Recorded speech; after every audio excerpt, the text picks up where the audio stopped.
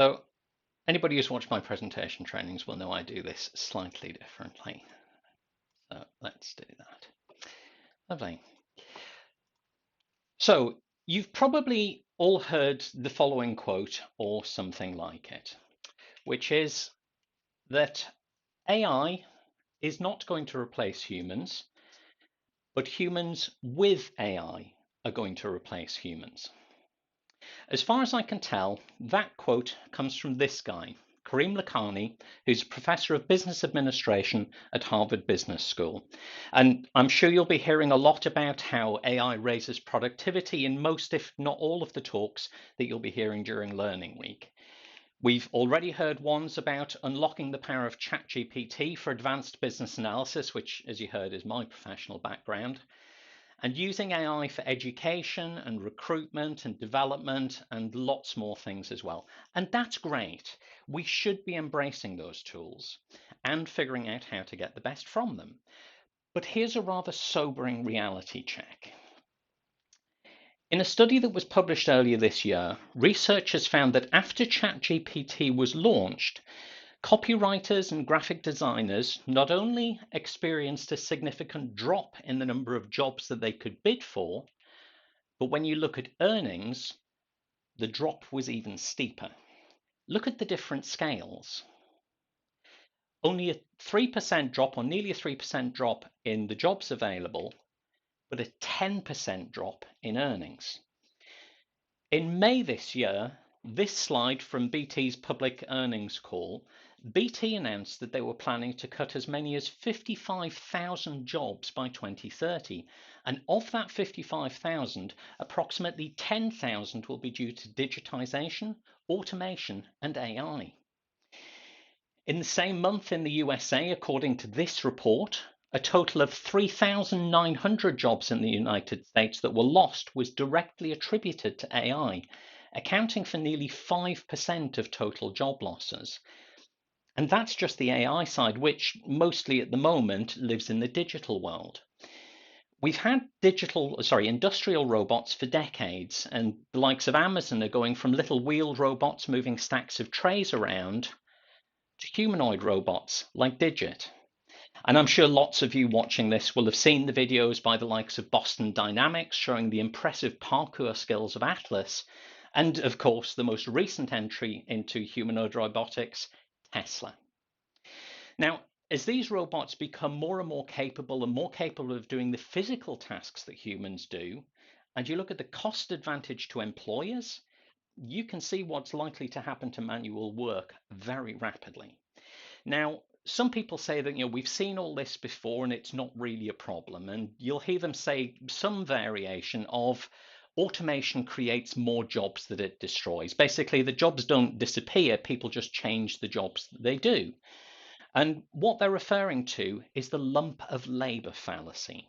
Now, this is the idea that the number of jobs in an economy are fixed, so that if more labor comes into the picture, then some of the existing workforce will be displaced and become jobless.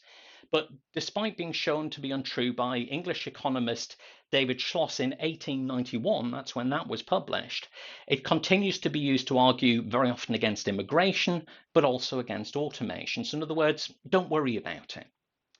But even though the total number of jobs has increased previously, there's a problem. In 2015, Eric Brynjolfsson and Andrew McAfee spoke in the Harvard Business Review about what they call the Great Decoupling. Until the 1980s, productivity, real GDP per capita, private employment, and median family incomes all rose in tandem in the United States. But from the 1980s onwards, those lines began to diverge. And although productivity and real GDP per capita continued to climb, real wages and employment and family median income flatlined and then fell. And it wasn't just in the US. They found similar results in Sweden, Finland, and Germany. One gauge of workers' prospects is how much of GDP is paid in wages every year. But whilst corporate profits have steadily increased since the 1980s, wages as a percentage of GDP have fallen, especially since 2000. So that's the past. What about the present?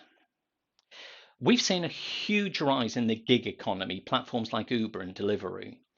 Research carried out by the University of Hertfordshire shows that 3 in 20 working adults that they surveyed have worked via a gig economy platform at least once a week. That's over 4.4 million people in England and Wales, and that's a number that's nearly tripled in just the last 5 years. The use of 0 hours contracts has soared by 75% since 2013 to over 1 million. Automation and AI aren't the only reasons for the increase in low paid and insecure work, but the trend and the impact it can have is worrying.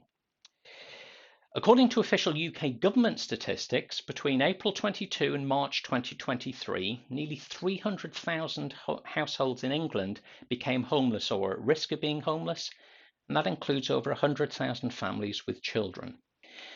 And UK homeless charity Crisis said that those that are working whilst they're homeless, temporary and 0 hour contracts make life very difficult for them. Now, I'll come back to the topic of homelessness later, and you'll see why all of this is relevant.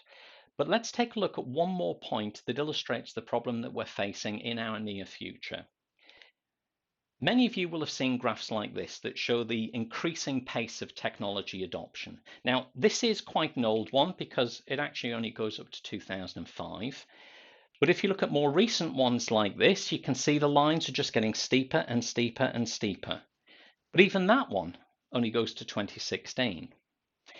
The example you may well know, a recent example for speed of adoption, is ChatGPT, which went to 100 million daily active users in just 2 months. That's basically a vertical line. It got to its first 1 million users in just 5 days. Now, I know what some of you may be thinking, yeah, I know this already. So what? And if that's you, that's a little bit like the people who, when climate change is mentioned, say, the climate's always changed. We've always adapted in the past. And yes, that's true. In the past, we have adapted to increasing automation as well. But it's the speed of change that matters. When the entire history of modern civilization lies here, but your near future looks like that, we've got a serious problem. To quote Professor Albert Allen Bartlett, who's an American professor of physics at the University of Colorado, the greatest shortcoming of the human race is our ability to understand the exponential function. The exact numbers are impossible to predict, but the rate of displacement of human labor is accelerating. We can all see it. In a recent survey by Zapier, 65% of people said AI would definitely or probably do much of the work done by humans in the next 50 years. Now, obviously, these predictions will be wrong, but the problem is they could be wildly off in either direction. Given the number and speed of things computers will never be able to do that humans can, that's turning out not to be true, we need to figure out and how to avoid something that RethinkX talked about in their report, Rethinking Humanity, which is societal collapse. Currently, as a society, we've been progressing along this line with things like the actors and writers strike trying to hold back the encroachment of AI. But the step changes in technology across all areas are already happening and accelerating. And we're already starting to hit a crisis point. Beyond here, things are going to become increasingly unsettled, wave after wave of disruption hitting society, more and more people getting displaced. And to try and avoid dropping into societal collapse as individual jobs and even entire industries are disrupted, we need to prepare and we need to find a way to adapt. So we can surf those waves instead and emerge into what RethinkX called an age of freedom, a world where, as they put it, it's not just a substitution, but a fundamentally different system. A world where we can answer this question: how do we buy things after automation takes our jobs? Because after all, if robots are the ones doing the work and earning the money, robots don't go Christmas shopping. Or to ask the first question another way, where are all the customers going to come from if nobody has a job and therefore no income? The answer isn't a new idea. Some say it was first suggested by this guy, who's Sir Thomas More, former Lord High Chancellor of Great Britain, in his book Utopia, which was published in 1516, centuries ago. The idea has been supported and promoted in more recent times by people as varied as Martin Luther King, Tim Berners-Lee, inventor of the World Wide Web, Pope Francis, English writer Virginia Woolf, former US President Richard Nixon, machine learning and AI expert Andrew Ng, astrophysicist Neil deGrasse Tyson, and Tim Cook, CEO of Apple, and many, many more. So what is it? Well, if you've read the description of this talk, which hopefully you did, you know I'm talking about universal basic income. Or in the words of Dutch historian and author Rutger Bregman in his book, Utopia for Realists, free money for everyone. Now, probably the best known campaigner for universal basic income is this guy, Scott Santens. He's got a website which has got lots of useful information, and what I'm going to tell you, I found mostly through him or starting from his site. He's also recently written a book called Let There Be Money, which is well worth a read. It's about modern monetary theory and how we can fund a UBI. So what is a universal basic income? It sounds like a simple question, and it kind of is, but there's so many things that are suggested, like unemployment benefits, which don't meet the actual definition.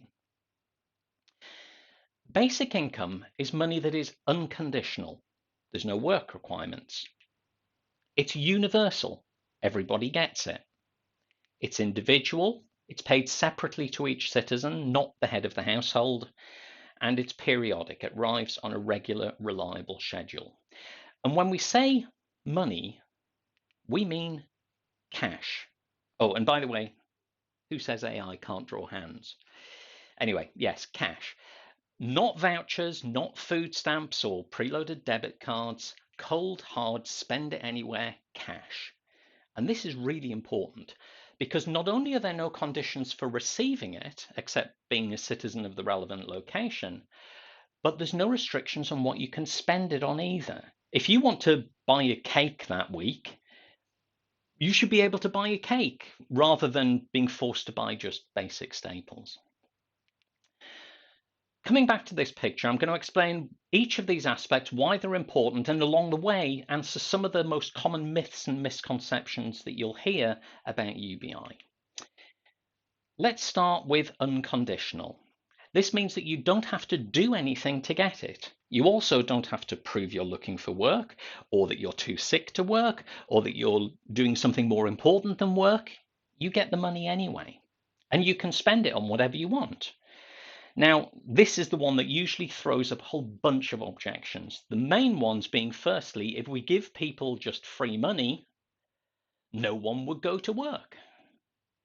Well, let me ask you this, and really stop and think about it. If I gave you, say, $1,200 a month, which incidentally is classed as poverty line in the US in 2023, would you stop working? The majority of people, when asked this question, say, no, of course not. But they think all those other people would, the lazy people, the scroungers. But here's what actually happens when you give people a universal basic income. In this systematic peer-reviewed study of evidence from multiple trials of basic income, they found the complete opposite. Instead of a reduction in labour supply, they found an increase amongst adults, men and women, young and old. Trial after trial after trial shows the same thing over and over again. And also by providing an income floor, it also allows people who want to take a risk and set up their own businesses, knowing they've always got some level of income coming in, and those businesses can then generate more jobs. There are some groups who do show a reduction in workforce participation, but mostly for understandable and, in most people's view, desirable reasons. People like children who no longer need to work, the elderly, the sick, people with disabilities, women caring for young children, and young people continuing to study. Now, I don't know about you, but I think all of those groups deserve to have a life where their basic needs are taken care of so they can do more important things. So now we've got people won't work out of the way. The second most common objection is they'll just waste it.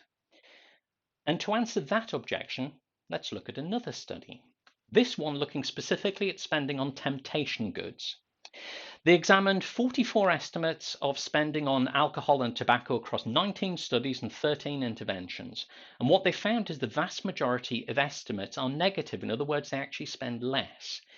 And even when it's restricted just to randomized trials, still more than 80% are negative. No randomized trial finds a statistically significant increase in expenditures on alcohol and tobacco. Trials have been done with all sorts of different groups, including the homeless, and the findings are consistent. In one extreme and particularly notable example, they gave money and cash to drug users and dealers on the streets in the slums of Liberia, and even they didn't waste it. So what do people use it for? They tend to spend their cash transfers on things like food, often healthier options, housing, essential transport, paying off debts, building up a little bit of savings, all sensible things that I would hope most of us would do. So, hopefully that covers the main objections about the unconditional aspect. Moving on to universal. And the usual objection here is, why should rich people get it? Now, on the face of it, this seems like a perfectly reasonable objection. Why should people who already have enough, or perhaps even far too much money, get even more? That's why we have means-tested benefits, isn't it? So that only the deserving get money.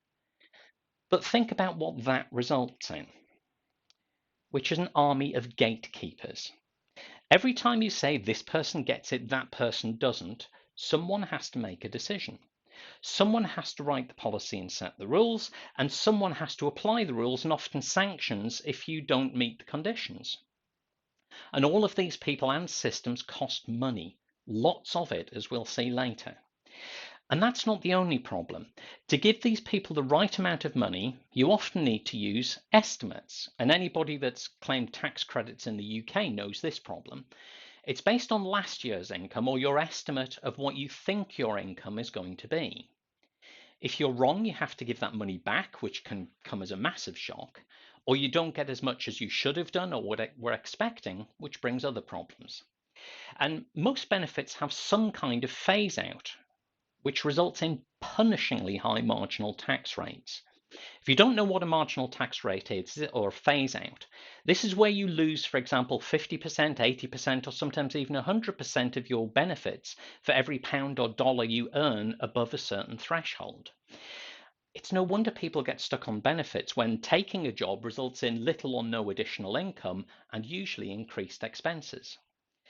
Added to which, even in the most targeted and effective of poverty targeted schemes, they have exclusion errors, so that's people who should have got it but didn't, of around 50% of the intended recipients. It's not actually helping many of the people it's meant to help.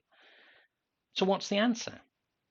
Well, in one form or another, you could let the tax system sort it out. Everybody's subject to the tax system anyway, and the cost of administering it isn't going to change much if you keep it simple. For example, you could decide a threshold above which an additional tax rate kicks in that gradually claws back the amount that you received in UBI, until eventually you're actually paying more in tax than you receive in UBI. Can you see a reason why the rich prefer a means-tested system? And everything is based on what you've actually earned in that year rather than estimates. I'll come back to the tax system later when we talk about the question of how we actually fund a UBI in the first place. But moving on from universal, let's have a look at individual. And there tends to be less objections around this piece, but it is worth pointing out one of the situations where this is really important. Not a pleasant subject, but it's domestic abuse. Because as you can see from that, financial abuse, a lack of income, is often the main reason that people either stay with or go back to an abusive partner. And how common is it? Financial abuse occurs in 99% of domestic violence cases, almost every single one. But if you've got an individual personal income that you're entitled to and that nobody can take away from you or stop, then you've got income that you can rely on no matter what happens. So paying it to each individual is really important, and so is periodic. Knowing that not only have you got money that you'll continue to receive without conditions, but that it's going to turn up on a regular, predictable basis removes a huge amount of worry and stress. And it also unlocks some surprising benefits. And to learn more, let me take you to Kenya. Give Directly is a non-profit that allows donors to send money directly to some of the world's poorest households. And since 2017, they've been running the world's largest and longest term study to date, studying the effects of a universal basic income. The way it works is that there are 4 groups. Group 1 is long-term basic income, 44 villages, 75 cents a day, which I know doesn't sound like a lot, but bear in mind where they are, and paid for 12 years. And the study's going to last at least that long. Group 2 is short-term basic income, 80 villages, same amount, but only paid for 2 years. Group 3, lump sum, 71 villages, same amount as the short-term group, the 2-year group, but all paid up front. And Group 4 is the control group, which is 100 villagers who don't receive cash transfers at all. So what happened? Well, to answer that, we need to look at the research that's been done on the Give Directly pilot by MIT economist Tavneet Suri and Nobel Prize winner Abhijit Banerjee. And their first finding, given what I've said so far, might seem a bit contradictory. When comparing the short-term group and the lump sum group, by almost every financial metric, lump sum did better than the monthly payment group. But hang on, I just said that periodic was important. Well, Suri and Banerjee found that the lump sum group earned more, started more businesses, and spent more on education. They said that you end up seeing a doubling of net revenues or profits from small businesses in the lump sum group, and the effects were about halved in the short-term $20 a month group. The explanation they arrived at was that the big $500 the lump sum group received all at once provided valuable startup capital for new businesses and farms, which the $20 a month group would need to very conscientiously save over time to replicate. But here's the really powerful thing. The long-term monthly group did even better. Their financial results looked like the lump sum group. But hang on, how? They're just receiving $20 a month the same as the short-term group. The reason is that they use ROSCAs, which are rotating savings and credit associations. They're institutions that sprout up in small communities, especially in the developing world, where members pay small amounts each month into a common fund in exchange for the right to withdraw a larger sum every so often, and they use that as their lump sum. They also found one major advantage for the monthly long-term group over the lump sum ones, despite the benefits of that lump sum for business formation, which is that people who got monthly checks were generally happier and reported better mental health than their lump sum recipients. They speculated that the lump sum group getting a huge amount of money up front and having to invest it might cause them some stress, but also that knowing that income is going to be there for 12 years provides mental health benefits in a stability sense. And just before I leave this and move on, here's just one of the people that Give Directly have helped. Nadiwo in Malawi, who used $197, shows you how far the money goes, to re-enroll in high school, buy farm equipment, and he's planning to study engineering at university. Really warms your heart, doesn't it? By now, hopefully, I've convinced you that universal basic income is something that we all need, whether we're in the UK, the USA, Kenya, or anywhere else, and that people don't waste it or stop working, that it should be given to people without conditions, treat people with respect, let them actually decide what they need, and that it should be regular, reliable cash. But what I haven't really addressed is the elephant in the room. And that elephant, of course, represents the question, well, this all sounds lovely, but how on earth do we pay for it? Before I answer that question about where the money for UBI could come from, you need to think about where our money goes currently. I've already mentioned one aspect, which is that army of gatekeepers. And to give you some idea of the costs that can be involved in administering a benefits system, let's look at the example of unemployment compensation in the United States. According to a study by the Congressional Research Service in April of 2023, For the full year of 2022, the total amount of benefits actually paid out was 23.65 billion. That's a lot of money. But you remember what I said about the cost of deciding who gets benefits, who doesn't, correcting errors, applying sanctions, and so on?